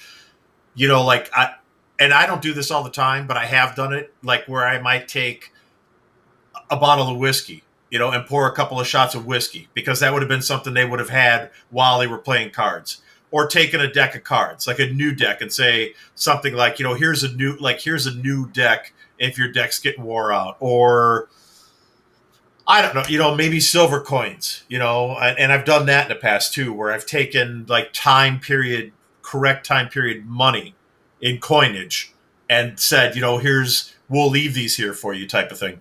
Have you used trigger objects like that? And if you have or haven't, if you have you noticed if you've gotten any better response, or like a more engaging situation? The only time I've ever really tried to use trigger objects is when I know there's been small children, and I have a ball that lights up. If you throw it, it'll light up, and I'll throw it down the hallway and throw it, try and get it to move and stuff like that. And it never has. But I've been to the Pioneer Saloon in Nevada, And the girl there that was the one that would do the lockdowns, I got to be good friends with her, and actually had been there like 5 or 6 times. And she will pour a shot, for the spirits. Right. And that place is super active. I mean, it really is. So I see where it works. I've seen, the bears go off, but to me, the bear is nothing more than a large K2 meter. Just something they might want to play with. Like the Boo Bear you're talking about. Yeah. That has the sensors built in it. Yeah. Yeah. So no, that I've never really had much luck with that. So I don't really much do it. I do bring it just in case there's a kid, because it'd be so cool to have the ball come flying back down at me. Yeah. Yeah. That or bring candy, right? I mean, bring some time period correct candy. Well, like I got to tell you, licorice or something, or. I would never do that because that candy would not last till I got to the location. Well, that's an issue. Yeah. But yeah, you just have to have somebody else bring it. Yeah, exactly. And then I'll eat it when they put it out there and say the spirit did it. We saw you. Nah. Yeah. Okay. You get an EVP of a kid that's like, hey, wait a minute. And you're Hey, sitting that there was just, you're plowing. Mom! Yeah. Could you imagine telling a spirit, nobody likes a tattletale? Exactly. Getting into one of those little, I don't want to say bitching sessions, but, I would like to do that at some point in my career. I would love to get into a little shouting match with like a kid spirit. Just a redirecting moment. Yeah. That Bazooka Joe bubblegum with the comics that are 2 for 5 cents. Those are for me. I brought those for me. I was just showing them to you. Yeah. Yeah, because frankly, you don't have any teeth anymore. This isn't going to work. Right, exactly. Yeah. I actually did have something that happened. Believe it or not, I ghost hunted the Palomino Strip Club in Vegas. Yeah. And I had to do it while it was open. And I found out something really about me. I'm very easily distracted. But finally, I got to go into this old dressing room, which was dark, and I could actually investigate in there, and I had my equipment out and stuff like that. And all of a sudden, I don't know about you guys, but I can feel when something's real close to me. And it usually feels like somebody poured water down the middle of my back, my neck and my back, because I'll just feel like energy go down that way. So I said, I'm listening to the voice recorder. I said, okay, so somebody is here. Can you come closer, make this come up? And it goes up, the K2 goes up. I said, oh, you are here. Who's here with me? Didn't hear anything. When I got home, I listened to the voice recorder. And when I was listening, I said, who's here with me? And a little girl's voice, like maybe 5 years old, went, it's me. So that was kind of weird. It'd be weird because of the location. Well, it wasn't always a strip club either, though. All right. Well, then that makes more sense, I guess. Then, what was it before that? I mean, was it an orphanage or was it like apartments or? I don't know, but I do know. I told the guy that owns it, who's a friend of mine now, and he told me. I said, why did they stop using the old dressing room? And he said they kept seeing a little girl walk through. Mm-hmm. So I said, I got news for you. She's still there, and I played it for him. So that was nice. That was very interesting. That is very interesting. So we only have 2 minutes left. Yeah, the hour has already gone by. I can't tell you how many times I've said that to somebody, but okay. So Rick, where can people, not only buy your book, but where can they see you in person? Well, I'm going to be at Las Vegas at the MGM, I believe it is, and it's December 9th through the 11th. 9th through the 11th. Yes, so I will be there, and I'll have books and T-shirts and all kinds of neat stuff like that, and really looking forward to it. I actually have a couple other places that I'll be in Fort Wayne and another convention in somewhere else. Can't remember where the other one is, but I've also been doing a lot of live broadcast shows with Dark Zone TV. I did one with Susan Slaughter, Brandon Alvis, and Kristen Lumen. I've been doing a lot of live ones with Spirit Realm Network on Facebook. So I've actually had a chance to get out to go to a lot of different places. So anybody that's looking for me, I'm on Facebook, Rick McCallum, or you can go to Hollywood Ghost Hunters, or you can go to Ghosts Believe in Me. I'm on all of those. Ghosts Believe in Me is the name of my book. It's at Amazon. It's at Barnes & Noble. And I think you'll like it. Matter of fact, I don't know if I said this or not, because I want to brag a little bit. It was actually the Paranormal Awards Book of the Year. So that's... And you know what? That's phenomenal. What year was that? Was that recent? The 2020. 2020. Well, congratulations. Came on. Well, you know what? I didn't know a thing about it. I was on a show like this, and the guy goes, "Congratulations on your book." Everybody says that when you write a book, because I think most people aren't sure that I can read a book, right? So, but anyway, he told me that, and I said, "What?" And he goes, "Yeah, you won an award." I said, "Send me the link," and he did. And there was a whole list of ceremonies and awards, and a lot of big names. Elizabeth Saint, I think his name was in there. Nick Groff. Yes, it should be. Yes, absolutely. By the way, how in the world is it possible that a girl that pretty can be that damn smart? Savant. Yeah, I don't have an answer for you. It's part of the 1%. That's a 1%. That's a 1%. Somebody was working overtime when Elizabeth Saint was born. To put it that way.